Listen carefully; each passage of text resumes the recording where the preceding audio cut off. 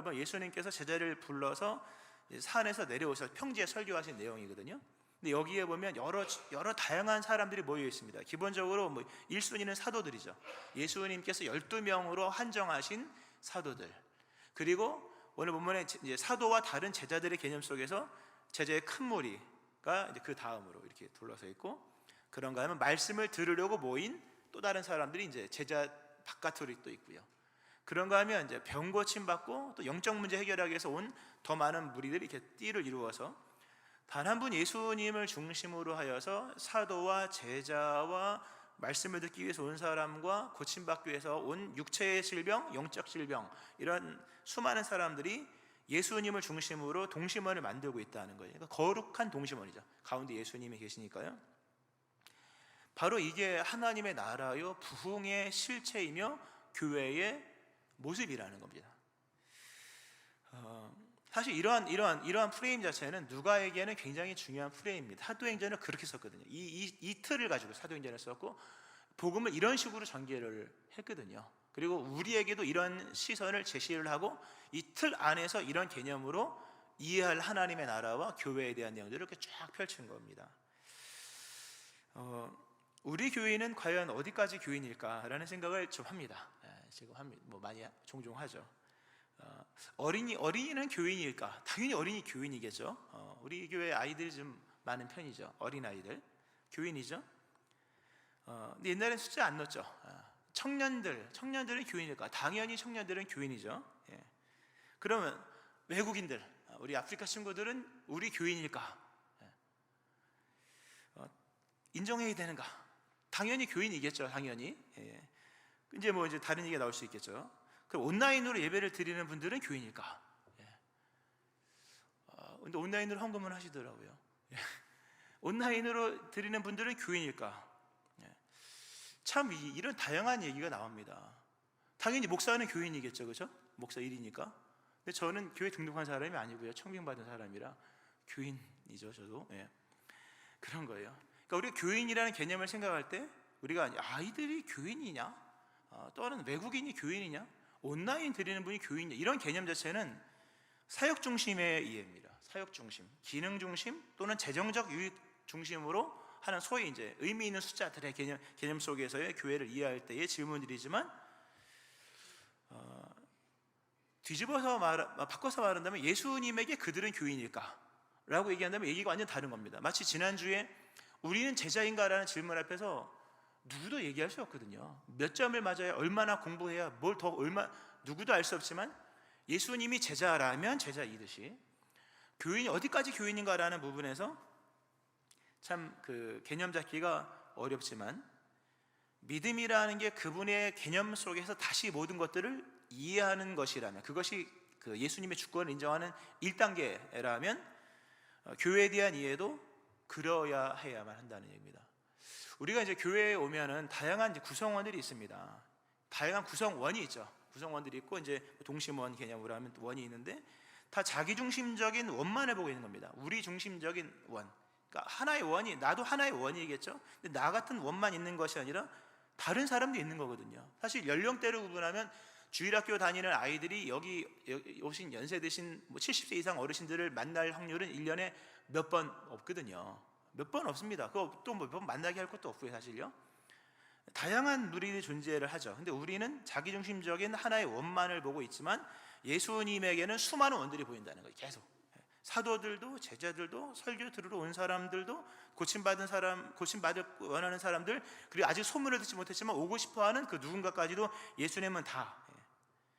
교회는 이런 겁니다. 그래서 서로 다른 수많은, 서로 이렇게 파이가 다른, 서로 지름이 다른 수많은 원들이 있기 때문에 어쩌면 이질감도 들 수 있다는 거죠. 이질감. 저 사람과 나는 너무 달라. 아무 상관없습니다. 교회의 문제는 그 다름을 일치시키려고 하는 데서 문제입니다.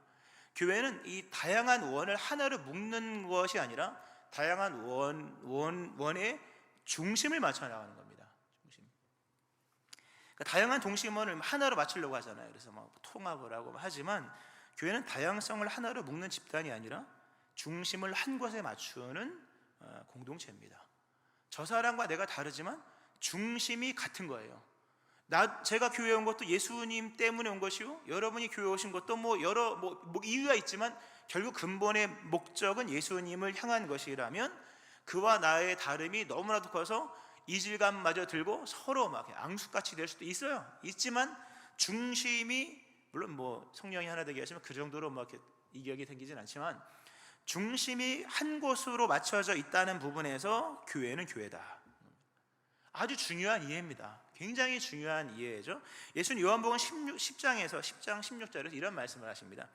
또 이 울타리, 우리에 들지 아니하는 다른 양들이 내게 있어 내가 인도하여야 할 터이니 그들도 내 음성을 듣고 한 무리가 되어 한 목자 아래 목자에게 있으리라.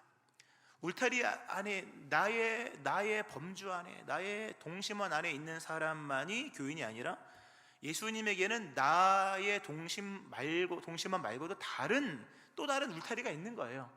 그 모든 사람들이 다 한 목자에게 있을 수 있는 것은 울타리가 만들어가는 이야기가 아니라 목자의 음성이다. 어느 정도까지 우리 성도님들이 성도님인가? 한 번 온 사람은 성도인가? 1년에 한 50번 나오면 성도겠죠. 1년에 25번 나오면 25번 나오면 성도겠죠. 1년에 10번 나오면 성도. 1년에 2번 나왔어요. 2번. 성탄절하고 부활절에 계란 받고 이렇게 2번 왔다. 성도일까 아닐까? 아무도 그걸 단정할 수가 없는 거예요. 우리가 다양성으로 놓고 보면요, 또 이제 동심원이라는 게 계속 이제 넓혀져 가는 원 개념이잖아요. 그러니까 그런 것들을 가지고 얘기하면요, 누가 교인인지 몰라요. 근데 이 거룩한 동심원이라고 하는 것처럼 중심에 관한 부분이 예수님께 있다면, 결론적인 얘기입니다만, 예수님께 있다면 그도 예수님에게는 교인이다. 우리와는 울타리가 달아서 평생 1년 내내 가도 말 한 번 섞지 않을 분들이 많아요. 여기서 저기 앉는 분들, 여기 앉는 분들이 1년 가도 얘기합니까? 얘기 안 하는 분들 많죠. 내가 성도의 교제와 섬김과 사랑, 죄송하지만 다 뭡니까? 같은 원 안에 있는 사람들일 뿐인 거예요. 다른 사람에게는 얘기가 잘 안 될 거고, 안 돼도 너무 이상하게 여길 필요가 없습니다. 그러나 예수 이야기를 했으면 통할 겁니다. 그 교회는 예수 이야기를 해야 됩니다. 세상 얘기를 할 것이 아니라 예수님 이야기를 하면서 통하는. 그러니까 오늘 본문에 보면 다양한 동심원이 만들어지는 거죠. 목적이 예수님께로 온 목적이 달라요. 이유가 다르죠. 그러나 목적은 같았다. 모두 예수님을 다 바랬다는 거죠.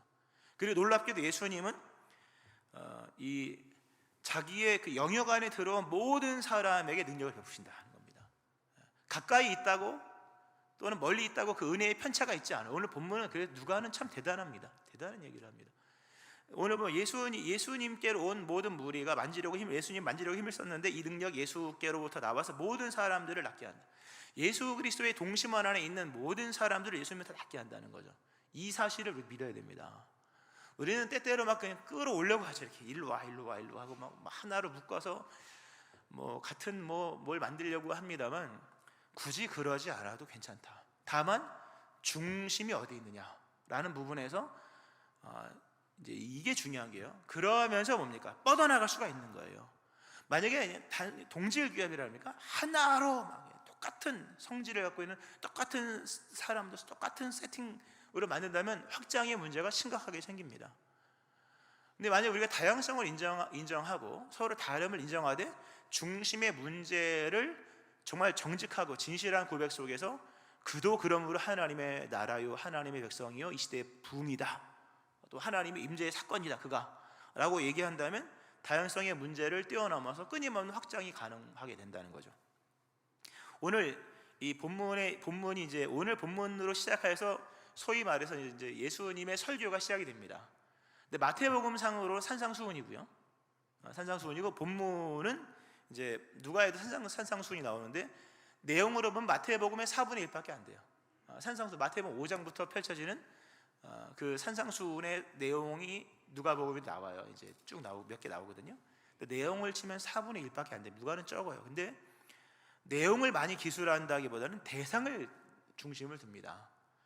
그리고 누가와 마태복음의 차이는, 마태복음은 산에서 설교하는 것으로 나오는데 누가는 평지에서, 오늘 보면 평지에서 서셔서 설교하신 예수님으로 나와요. 마태도 마찬가지로 누가에게 있어서 이 지명, 이 위치 이런 하나하나는 다 거의 신학적 의도를 가지고 기록한 내용들입니다. 오늘 거룩한 동심원이 이제 예수님을 중심으로 수많은 다양성 있는 사람이 만들어졌는데 누가는 그거를 위치를 평지에서 이렇게 해요. 굉장히 중요한 얘기죠. 평지는 뭡니까? 세상 한복판입니다. 세상 한복판에서 동심원을 만들어가는 무리들입니다. 어떤 동심원? 그리스도 예수의 중심. 바리새인들이나 서기관들, 율법사들처럼 니들도 나처럼 내가 아니라 그 어떤 단 하나의 어떤 내용을 가지고 이렇게 막 묶어나가는 그런 개념이 아니라 중심 문제를 가지고 끊임없이 확장시켜 나가는 그 어떤 그 이해 속에서 사도행전의 이야기와 교회와 하나님의 사람들과 부흥에 관한 이야기가 이해가 되는 거죠. 그러니까 오늘 본문에서 이 누가는 끊임없이 펼쳐져 나가야 될 동심원의 얘기를 하되 이것을 산에서 얘기하는 게 아니라 세상 한복판에서 그런 일이 있어야 돼. 평지에서. 평지의 의미는 두 가지가 있습니다. 하나는 선교적 의미, 땅끝. 땅끝까지, 막힘없이 땅끝까지. 그래서 오늘 보면 두로와 시돈에서부터 이미 많은 사람들이 왔다. 이미 사도행전의 선교의 전주곡이 시작된 겁니다. 사도행전은 사도행전이 시작되지만 이미 사도행전을 시작하기 위한 그 전주곡이 벌써 시작이 된 거죠. 무엇에서? 평지에서 뻗어나가는 동심원들의 그 파장이라는 거죠. 그 이미 두로와 시돈부터 사람들이 이제 오기 시작하는. 그러니까 교회는 중심이 그리스도 예수에게로 향하는 사람들의 끊임없이 뻗어나가는 다양한 이야기들이거든요. 어디까지? 평지에서 땅끝까지. 선교적 의미. 동시에 누가복음이잖아요. 누가는 굉장히 사회적 얘기를 많이 합니다. 사회적인. 평지에 사는 사람들을 향한 예수님의 메시지로서 산상수훈이 얘기가 되는데요. 평지 설교죠, 소위. 근데 거기 보면 평지의 사람들이 나옵니다. 뭐 지금은 안 그래도 옛날 보면 저희 동네 옛날 시골 동네도 보면 잘 사는 사람들은 다 언덕에 살더라. 언덕에 기와집, 기와집도 이렇게 기역자가 아니라 미음자 기와집 같은 데서 언덕에 살죠. 옛날엔 그랬어요. 뭐 옛날 사람 아니지만 옛날에 다 그러니까 높은 지형에 성벽을 쌓고 살아가는 사람들은 다 부자 사람들입니다. 근데 성벽 안에 들지 않은 저 낮은 지역의 평지에, 그래서 적이 쳐들어왔을 때 피난처로 삼을 만한 것이 없는 그 평지는 매우 위험한 것이거든요. 그런 곳에 사는 사람들, 예수님이 거의 그 길로 내려오셔서 설교를 하십니다. 그래서 평지에 있는 사람들, 그러니까 계층적 의미가 있는 겁니다. 오늘 그 뒷부분에 보면 평지에 사는 여러 부류의 사람들이 나오는데 20절에 가난한 사람들, 21절에 줄인 사람들, 우는 사람들, 또 버림받은 사람들, 다 보니까 사회적 계층에 대한 얘기죠. 그러니까 교회가 그리스도 예수의 중심으로 끝없는 다양한 동심원을 만들어 가야 되는데, 선교라고 하는 것은 지리적으로 말하면 땅끝이지만 결국 선교라는 것은 결국 사회적이다. 이런 부분이 아주 깊이 있게 포함되어 있는 내용들입니다. 계층을 향해 내려가고, 사람은 다 자기 수준을 유지하거든요. 그리고 올라가려고 하지 내려가려고 하지 않거든요. 근데 여러 계층들, 가난한 사람들, 그리고 줄인 사람들, 우는 사람들, 다 힘이 없으니까 그런 거죠. 이런 사람들을 향해서 예수님께서 니네가 복이 있다 말씀하시면서 쭉 설교하신 내용이 나옵니다. 이게 교회에 대한 우리의 이해입니다. 이 선교에 대한 또 다른 패러다임이죠. 캄보디아, 러시아, 뭐 우리가 말라위, 뭐 필리핀뿐만 아니라 여러 다양한 계층들, 우리가 이제 뭐 바자회 광고 나와서 남방 취약 계층들, 겨울이 유난히 추운 사람들이지 않습니까? 뭐 이런 다양한 계층들을 향해서 이 동심원을 만들어가는 것들이 교회입니다. 결국 그리스도 예수님과 연결시켜 나가면서 그 계층 또는 그 지역, 그 사람들 또는 그 무언가의 그 영역의 사람들을 예수님께로 이렇게 다 연결시켜 나가서 소위 이 부르심에 대한 개념으로 우리 이 주제로 개념한다면 에베소의 말씀, 이런 말씀 있죠. 교회는 그의 몸이니 만물 안에서 만물을 충만하게 하시는 이의 충만함이라. 너무 어려운 구절이죠. 교회는 예수 그리스도의 몸인데 뭘 하는 거냐? 만물 안에서 만물을 충만하게 한다. 만물을 충만하게 한다는 개념은 만물을 완성시킨다는 의미가 있어요. 만물을 온전하게 완성시킨다. 세상은 완성을 향해 나가는 것 같죠? 그죠? 경제 발전, 더 완성된 휴대폰, 더 완성된 컴퓨터, 더 완성된 자동차, 뭐 좋습니다. 그러나 아무리 발전을 하고 성장을 해도 완성은 거기에 있지 않습니다. 아무리 경제가 발전하고 뭐 돈을 많이 벌고 뭐 사람 살기 좋아져서 편리가 추구될지 모르지만 모순이 존재하거든요. 모순이. 여러 것들을 만들려면 쓰레기가 나오게 되고, 더 완성도를 추구하다 보면 더 막 버려야 될 것들이 생겨지면 분리가 생겨지고 하는 것이잖아요. 근데 이 교회가 뭐냐? 그런 모순이 존재하는, 그 완성을 갈망하지만 모순이 존재하여서 끊임없는 실패의 연속인 역사 속에서 교회는 만물 안에서 만물을 그러니까 충만하게 한다. 결국 뭡니까? 예수님과 연결시킨다는 거예요. 세상의 완성, 세상의 충만함은 완전하신 그리스도 예수님과 연결될 때만 가능한 거죠. 그러니까 끊임없이 예수 그리스도의 복음으로서 연결, 이 직장, 이 사회, 이 나라, 이 민족, 열방뿐만 아니라 안 보이는 우리의 계층들, 사람은 자기 수준에밖에 안 보이잖아요. 안 보이는 여러 계층들로 내려가면서 그들과 예수님을 연결시켜서 의미적으로 예수와 연결된, 그러므로 뭡니까? 완성이잖아요. 완성. 예수님과 연결된 다양한 동심원들을 만들어가고 퍼뜨려 나가는 것이 교회가 해야 될 일이고, 우리가 그런 이해를 갖고 있어야 된다는 겁니다. 할렐루야. 그러니까 끊임없이 이렇게 복음을 가지고, 그러니까 중심에 관한 복음을 가지고 계속해서 뭐 다양한 이야기들을 펼쳐나가는데, 다양한 이야기가 불편하지 않은 거예요.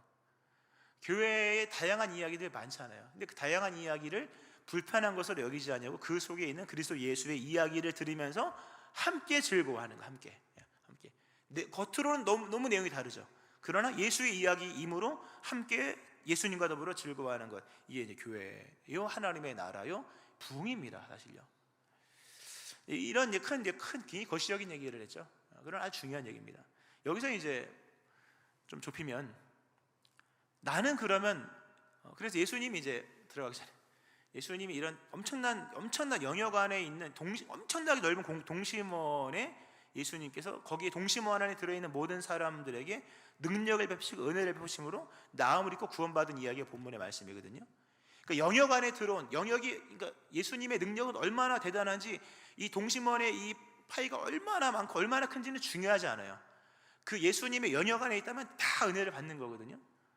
그럼 여기서 나는 그 영역 안에 있는가? 나는 예수님의 동심원 안에 있는가? 라는 질문을 해봐야겠죠. 남 얘기하다 끝나면 안 되잖아요. 나의 고백, 나의 유익이 되어야 될 것인데, 나는 그 영역 안에 있는가? 나는 예수님과 관계된 사람인가? 아무도 몰라요. 아무도 그러지 여러분은 알 겁니다. 뭘 보면 알 수 있냐면, 중심이 예수님께로 향하고 있다면, 이 그림을, 본문의 그림을 한번 보세요.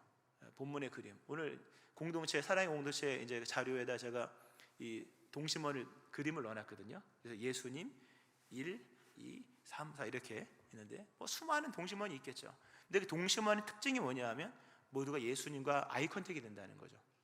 다 중심이 예수께로 향하기 때문에. 내가 성도인지 아닌지 누가 합니까? 누가 나의 성도됨을 규정할 수 있겠으며, 누가 저의 목사됨을 정의할 수 있겠습니까? 없어요. 다만 예수님과 나와의 어떤 아이 컨택이 된다. 이게 중심이 뭡니까? 예수님께로 향했기 때문에. 예수님께로 향하여서 그분과 나와의 이 어떤 이 컨택이 된다면, 접점이 일어나고 눈이 마주치게 된다면, 그 사람은 영역 안에 있는 사람입니다. 그리고 이걸 좀 더 그러므로 예수 중심의 사람이라는 거죠. 누가 성도냐? 예수 중심의 사람이에요. 좀 더 이걸 확장시킨다면, 그러므로 예수님과 언제나 이 중심이 통하고 예수님과 아이 컨택이 될 수 있고 예수님의 인도하심을 따라갈 수 있는 사람들인 거예요. 사실 알고 보면. 이렇게 설명하면 좀 더 어려울까요? 에클레시아, 우리가 교회를 에클레시아라고 하잖아요. 에클레시아가 뭐냐면 밖으로 부름받은 사람들의 모임입니다. 예수님께서 니네 나와 했을 때, 예수님을 중심으로 두고 나의 삶의 중심을 내려놓고 예수님을 향해 다 돌아서는 사람들, 예수님께로 돌아서고 예수님께로 나가는 사람들이 교회입니다. 에클레시아. 그러니까 밖으로 부름받은 사람들의 모임. 그럼 밖은 뭐고 안은 뭐냐? 안은 자기 중심이죠. 밖은 뭡니까? 예수 중심이죠. 예수 중심으로 나올 수 있느냐? 단순히 아이 컨택뿐만 아니라 나와 있을 때 나올 수 있는 사람이, 그 사람이 교회인이요, 하나님의 나라요, 하나님의 부흥의 세대가 되는 거거든요. 이거를 설명을 정말 신랄하게 할 수 있는 게 소돔과 고모라입니다. 소돔과 고모라 의인 10명을 찾으셨죠? 의인 10명. 그 어떤 10명을 말할까요, 여러분? 의인 10명. 소도마이트, 동성애. 물론 그런 하면 절대 하면 안 되죠. 누가 의인이냐 할 때 내용은 한 가지입니다. 밖으로 나와 있을 때 나가는 사람들이 의인인 거예요. 거기서 의인은 뭘로 규정할 수 있는 게 아니라 나와, 이제 소돔성의 중심을 두면 다 죽어, 나가자 했을 때 안 나가잖아요. 아무도. 겨우 나간 사람이 4명이었다가 그것도 1명 끝나고 3명이죠. 롯과 그의 2딸들. 그것도 손을 끄집어서 내왔죠. 밖으로 나가는 사람들이 의인입니다, 여러분. 뭐 복잡한 얘기할 거 없습니다. 예수님이 나와 했을 때 나의 중심을 버리고 예수님께로 나간다면 그 사람이 동심원의 저 변방에 있다 할지라도, 아니면 그가 뭐 동심원 중심부에 있다 할지라도 나갈 수 있는 사람이라면 그는 성도요, 그는 교인입니다. 근데 못 나오면 의인이 아닙니다, 여러분. 그러니까 누가 교인인지 사실 몰라요. 요즘에 하도 시대가 이상해져서요. 누가 하나님의 나라의 백성인지를 알 수 없지만 예수 중심이라면, 예수님께로 향한다면 그는 예수님의 말씀을 따라서 나와 하면 중심을 바꿔서라도 예수님께로 나가는 거, 그게 의인입니다. 하나님이 찾으신 10명은 나와 할 때 나올 수 있는 사람이에요. 과연 나와 할 때 나올 수 있는 사람이 여기 몇 명이 있을지는 모르겠습니다만 나오는 거예요. 이게 성도의 실존입니다, 사실. 실존이라는 단어를 일본 사람이 번역 실존이지만 원문적으로 말하면 밖으로 나간 존재입니다. 다 실존, 영어 이그지스턴스이지 아니겠습니까? 뭐 그런데 밖으로 나가는 자, 밖으로 나가는 자, 탈존한 자입니다. 자신을 뛰어넘어 예수의 중심, 이런 거예요. 믿음은 그런 겁니다. 거대한 동심원이 만들어지고 있습니다. 나는 과연 동심원에 속한 사람인지 아닌지 아무도 모를 수 있습니다. 뭐 나타날 수도 있겠지만, 그러나 한 가지 분명히, 나는 예수님을 향하는가. 오늘 본문에 보면 동심원에 있는 많은 부류들의 공통점이 뭐냐면 모두가 예수를 만지려고 힘썼다. 예수를 만지려고 힘썼다. 예수를 만지려고 힘썼다는 건 기본적으로 중심을 향하여 다가가려는 성향입니다. 중심을 향하여 다가가려는 상황이요, 원문적으로 해석하면 예수를 추구했다는 뜻, 제테오라는 헬라어거든요. 나의 추구하는 인생의 추구점이 예수에게 있다면 그 사람은 예수 믿는 사람이에요. 나의 추구하는 바가 교회와 더불어서 예수님께 있다면 그게 교인인 거거든요. 이 힘썼다는 부분이요, 이게 추구했다는 뜻입니다. 굉장히 뭡니까? 역동적인 단어죠. 원문적 해석하면 투쟁했다는 뜻입니다. 예수를 향하여 투쟁하는 것, 예수께로 가기 위하여 삶의 투쟁을 벌이는 사람들. 이 정도 되면 아무리 멀리 있는 사람이라 할지라도 그 예수의 사람입니다. 이 정도 되면 뭐 교회를 몇 번 나올지는 모르지만 하여튼 그 사람 교인이라고 얘기할 수 있을 겁니다. 왜냐하면 예수님을 향하는 사람이고 예수님과 아이컨택이 될 거거든요. 밖으로 나갈 수 있는 힘도 있을 거거든요.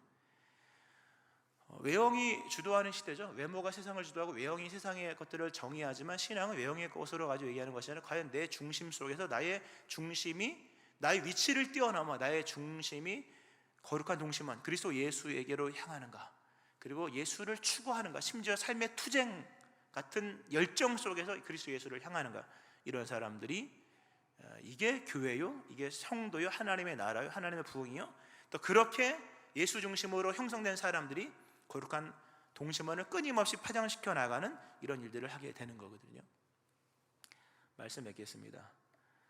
예수님은 지금 평지에 계십니다. 이미 많은 그 사람들이 예수님께로 모이고 있습니다.